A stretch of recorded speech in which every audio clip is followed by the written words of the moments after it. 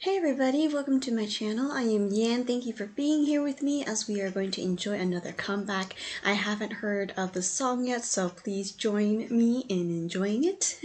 So today we are listening to MAMAMOO's comeback. Super excited, great vocals, right? And usually their MVs are very extravagant and very symbolic as well, so it might be the same in this case. Today we are listening to their song, Where Are We Now? So it's been a long time with Mamamoo, as in their 7th anniversary, so super excited. Mamamoo just had their anniversary not too long ago, so maybe they're asking themselves like, where are we now? What should we do next? Right? What are the plans? And so I'm really glad that they're, still together as a group, and I hope to listen to more of their music as I'm a little slow hopping onto the Mamamoo train. So yeah, let's check it out right now. Where Are We Now by Mamamoo. It looks like, I'm guessing, Hwasa's hands, just because she usually has the longer fingernails and just that type of style of nails, unlike mine, stubby. So yeah, but I don't see anything else really significant other than wearing a ring. Let's get to it right now. So let's start here. We see Hwasa in various places. The first scene was kind of her in the bathtub, kind of sinking, having that facial expression of, emptiness, meaningless, or even maybe pondering or thinking like what to do next. Maybe where are we now? Thinking like what's going on? What can I do from now on? But it seemed pretty dark with just one light shining in her direction towards the face, but nothing else. So it's very interesting of how that worked, but she was all dressed up in white as well. Here she is now on top of the world, very high up, and again contrasting with what's around her. A little bit of white on her, and I think are those boots, maybe brown boots, but it seems like it's very different. The atmosphere and the feeling is very different from where she was at in the bathtub. So kind of like getting out of there, being hopeful, kind of being free and open-minded. That's the feeling I got when she transitioned from the bathtub to the ceiling or the roof right here. We then see Wheein here again lying around, and I'm not trying to sound rude, but she's just, singing and lying off to the side, and there's just a lot of what are those called? Record players? No, that's the thing is called record player, but you have these huge discs.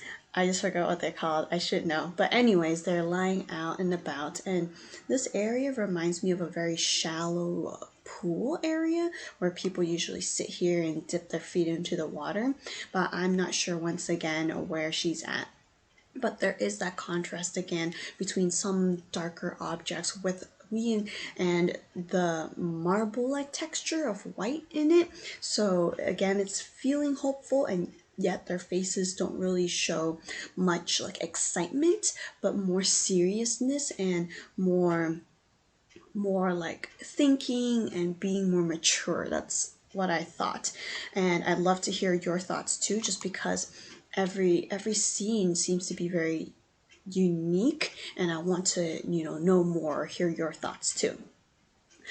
First of all, Hwasa had a very nice voice, they all do, but she was able to hit those really low notes, and it was still very soft and light.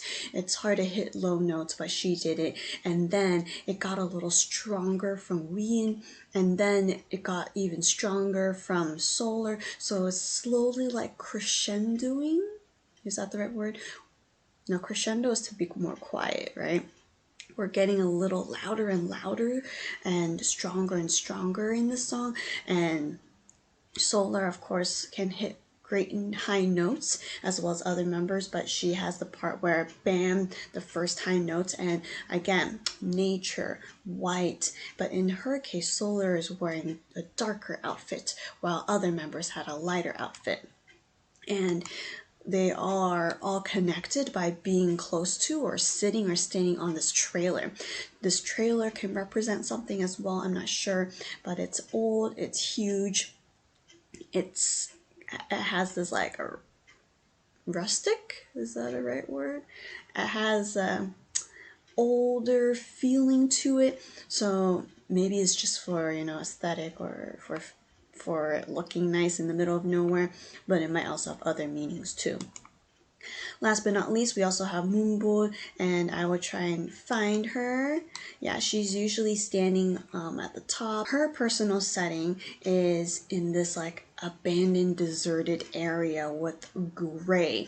But again, we still see greeneries around that area, but she is wearing white. So it's very interesting how there's some gray involved, but there's always some type of green, and they are usually wearing white except Solar's case. So I'm not sure if there's a reason why there's that slight difference between the members and the colors they wore.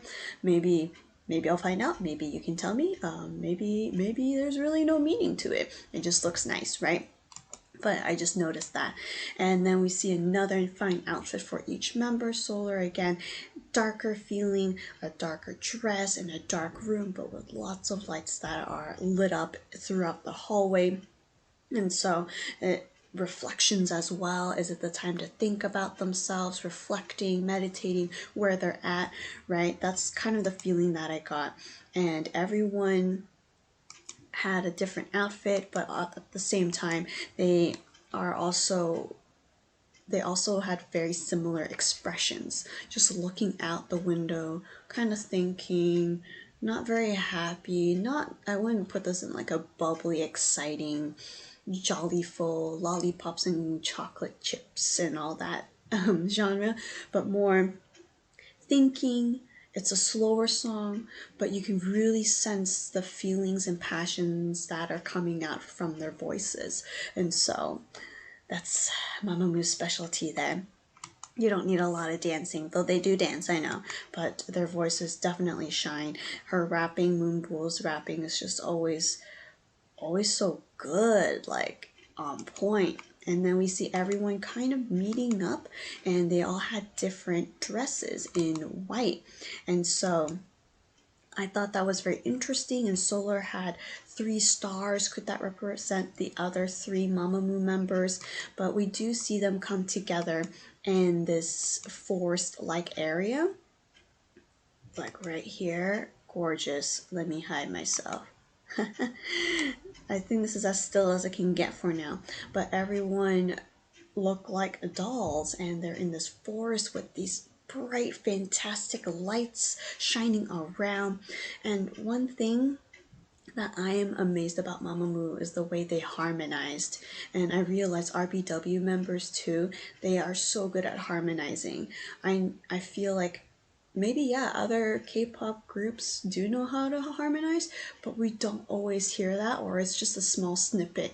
It's hard to harmonize live as well.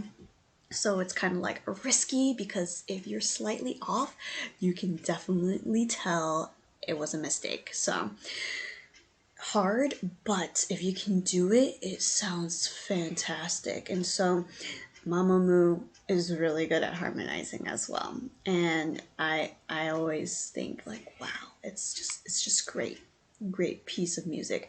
I usually don't like slow music, if you've noticed, but sometimes the melody and the voices just attracts me. And this is like definitely one of the songs I would put in my playlist, like ASAP. We see them in different angles, singing those high notes, harmonizing, and just looking fabulous. But at the same time, their faces are still like stoic, still the same, until the very end when the credits come and they had ice cream. Then do we see them smiling, being a little more natural, being a little more silly, right? And so I'm wondering, why is that? And I thought that was just super touching, even though I don't know what they said. So I will definitely have to check out the translations, but I was like, wow. And I think the name of their album is WAW, wow. But I was like, wow, so similar, right? Anyways, please continue to support MAMAMOO. They are awesome. Enjoy Where Are We Now again and again. Maybe I'll shed some tears after listening to it again. But they also have, I believe, a mini album. So I will hop on and drive to the next song. Sorry, that was a really bad, like, pun. But anyways, thank you for watching, and I will see you another time.